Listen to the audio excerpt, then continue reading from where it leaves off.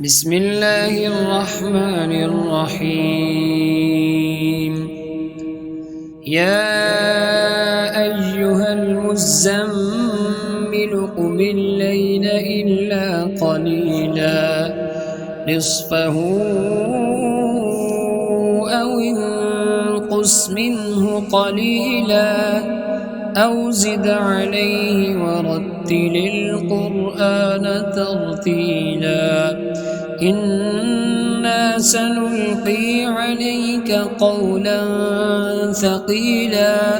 إن ناشئة الليل هي أشد وطئا وأقوم قيلا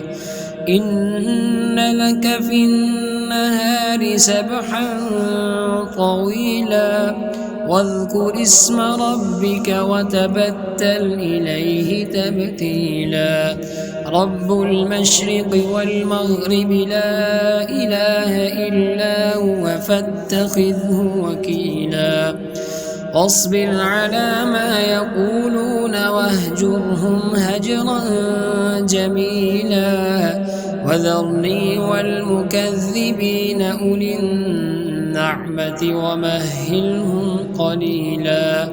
إن لدينا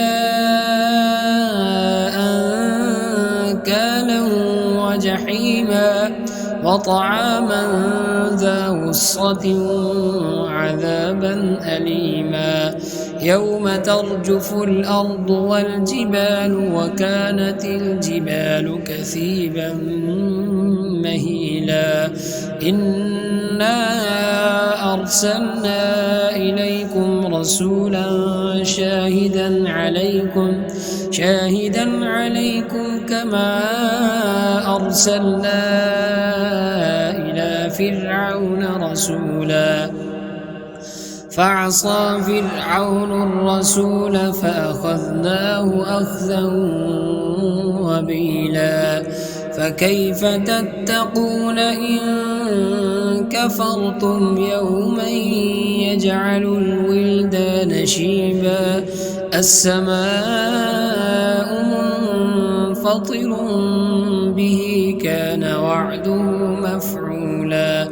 إن هذه تذكرة فمن شاء اتخذ إلى ربه سبيلا إن ربك يعلم أنك تقوم أدنى من ثلثي الليل ونصفه وثلثه وطائفة من الذين معك والله يقدر الليل والنهار علم أن لن تحصوه فتاب عليكم فاقرؤوا ما تيسر من القرآن علم أن سيكون منكم